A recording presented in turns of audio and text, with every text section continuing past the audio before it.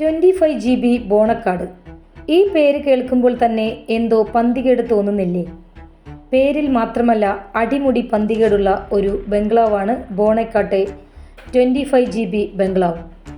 കേരളത്തിലെ പ്രേതബാധയുള്ള സ്ഥലങ്ങളെക്കുറിച്ച് ഗൂഗിളിൽ സെർച്ച് ചെയ്താൽ ആദ്യം ലഭിക്കുന്ന റിസൾട്ടും ഇതുതന്നെയാണ്. ഈ ബംഗ്ലാവിനെ ചുറ്റിപ്പറ്റി നിരവധി കഥകളാണ് പ്രചരിക്കുന്നത്.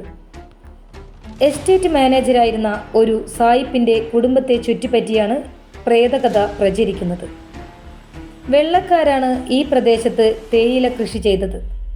വെള്ളക്കാരനായ എസ്റ്റേറ്റ് മാനേജർക്ക് കുടുംബസമേതം താമസിക്കാനായി 1951 ഈ ബംഗ്ലാവ് പണിതതെന്നാണ് ചിലർ പറയുന്നത്.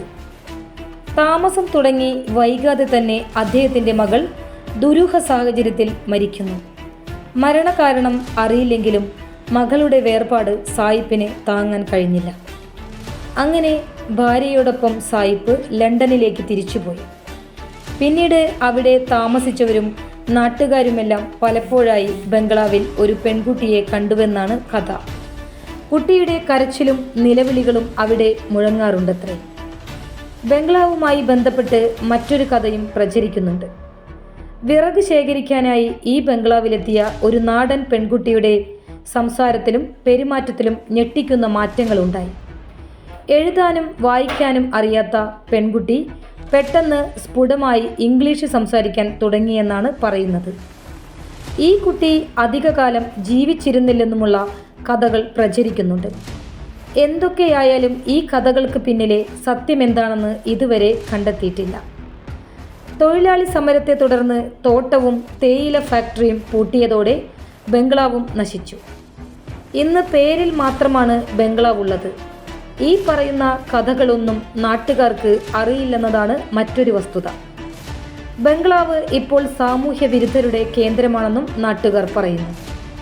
വിദേശികളായ ജോണി ബ്രൗൺ എന്നിവർ മാനേജരായിരുന്ന കാലത്താണ് ഈ ബംഗ്ലാവ് പണി കഴിച്ചതെന്നും പറയുന്നവരുണ്ട്. 1961-62 കാലത്ത് നിർമ്മിച്ച ബംഗ്ലാവിൽ കുടുംബസമേതമോ കഥകളിലേതുപോലെയൊരു പെൺകുട്ടിയെയോ താമസിച്ചിട്ടില്ലെന്നും ചിലർ പറയുന്നു. യഥാർത്ഥത്തിൽ ബംഗ്ലാവിൻ്റെ പേര് 25 GB എന്നല്ല.